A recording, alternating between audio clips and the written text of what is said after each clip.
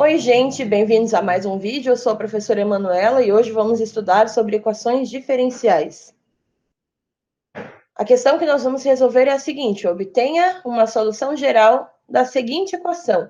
Então, nós vamos pegar somente uma, né, para recorte.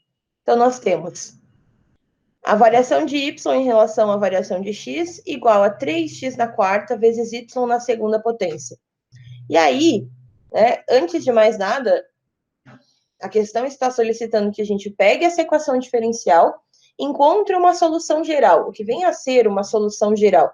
Eu preciso desenvolver essa minha equação a ponto de eu conseguir escrever ela em função de uma única variável. Então, eu vou ter lá a transformação dessa equação diferencial em uma função, um y igual a alguma coisa. E aí, com isso, eu vou ter uma solução geral, que quando eu tiver um par ordenado específico, um valor, né, de x e de y específico, eu vou usar essa minha solução geral para substituir esse par ordenado conhecido, e então eu vou encontrar possivelmente uma solução específica, né, uma solução final dessa minha representação. Então, nós temos sempre, né, a solução geral, que seria em forma de uma função, e a solução particular, que vai ser a solução dada a partir de um ponto específico que eu vou verificar nessa minha solução geral, certo? Então, neste caso aqui, nós vamos trabalhar somente com a solução geral. Então, diante de uma equação diferencial, o que a gente precisa fazer com isso, né? A gente precisa organizar essa minha equação de forma que eu tenha somente uma variável de um lado da equação e somente outra variável no outro lado da equação. A grosso modo, né, gente? X em um lado da equação, y do outro lado da equação. Então, a gente precisa separar essas duas condições. Então, o que a gente pode fazer aqui para poder organizar um pouquinho isso? Se a gente observar esse dx aqui embaixo, ele é um denominador de fração, então ele está dividindo o dy. Se eu trabalhar com ele do outro lado da igualdade, ele vai estar multiplicando a representação. Então, primeiro de tudo, eu vou fazer essa troca. Então, nós vamos ter dy igual a 3x na quarta, y ao quadrado, dx. Então, eu já consegui trabalhar um pouco mais no sentido de visualizar melhor o que pode ser feito para que a gente tenha x de um lado e y do outro. Como a gente vai trabalhar com a situação de que a gente vai isolar o y, então eu já vou deixar a representação de y na primeira parte da igualdade da minha equação.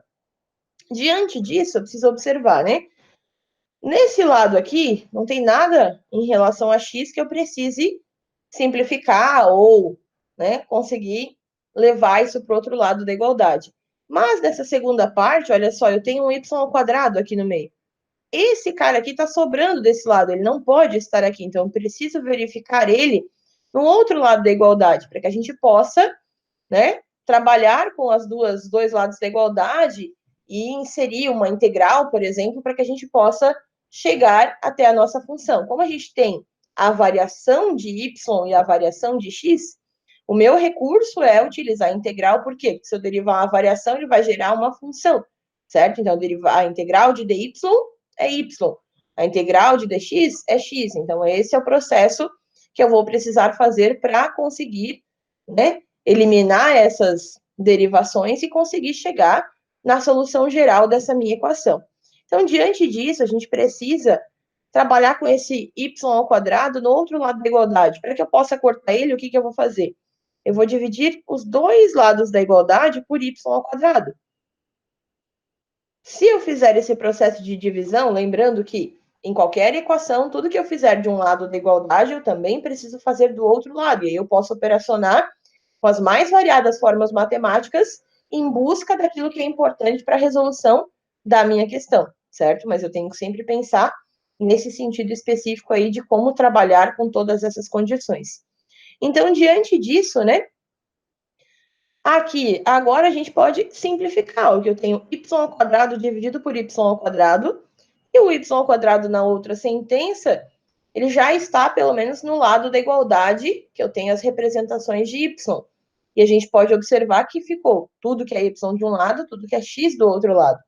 Basta que eu organize um pouco essa representação para inserir o processo de integral.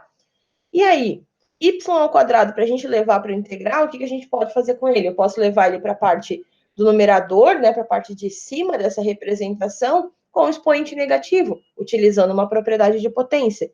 Então, nós vamos ter y na menos 2 dy, porque ele sobe e o sinal do expoente vira negativo, igual a 3x na quarta dx.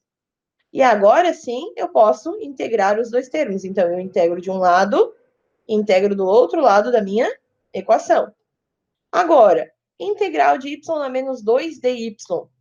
Então, integral de potência, eu vou ter y na menos 2 mais 1.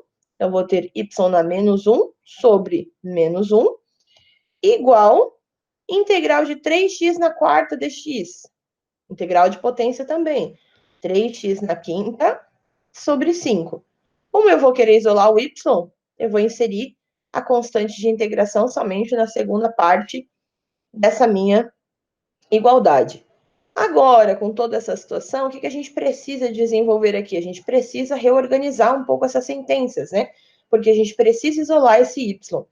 Organizando essas sentenças, então, nessa primeira fração, o que a gente pode fazer? A gente pode levar esse y com expoente negativo para o denominador e transformar o expoente dele em positivo. Então, aí eu vou ter menos 1 sobre y igual 3x na quinta sobre 5 mais c. Ainda diante dessa situação, agora o que eu posso fazer com esse y? Ele está dividindo menos 1. No outro lado da igualdade, ele vai estar multiplicando. Então, nós vamos ter menos 1 igual a y, que está multiplicando 3x na quinta sobre 5 mais c. Só que eu preciso isolar esse y. Então, todo esse meu parênteses, ele está multiplicando o y está multiplicando ele. Para que eu isole o y, o que eu posso fazer? Eu posso levar todo esse parênteses dividindo no outro lado da igualdade. Então, nós vamos ter menos 1 dividido por 3x na quinta sobre 5 mais c igual a y.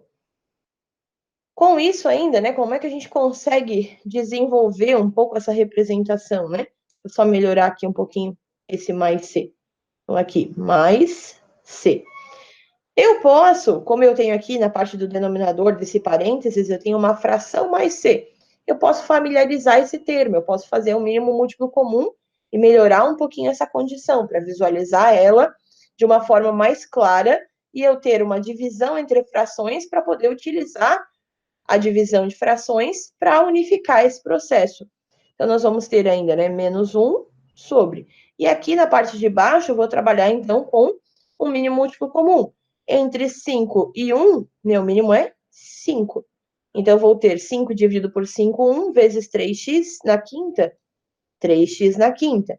5 dividido por 1, 5, vezes c, mais 5c.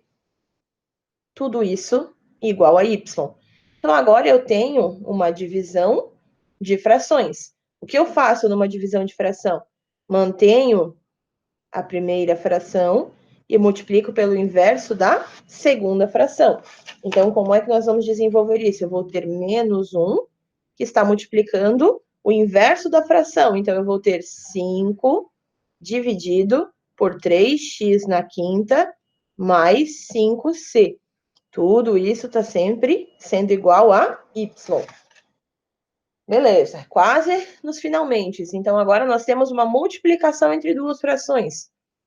Numerador vezes numerador, denominador vezes denominador. Então, menos 1 vezes 5.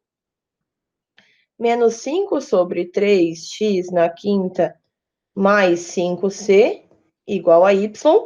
Ou, né, para ficar na forma costumeira de apresentação, y igual a menos 5 dividido por 3x na quinta mais 5c, que é a minha solução geral dessa equação.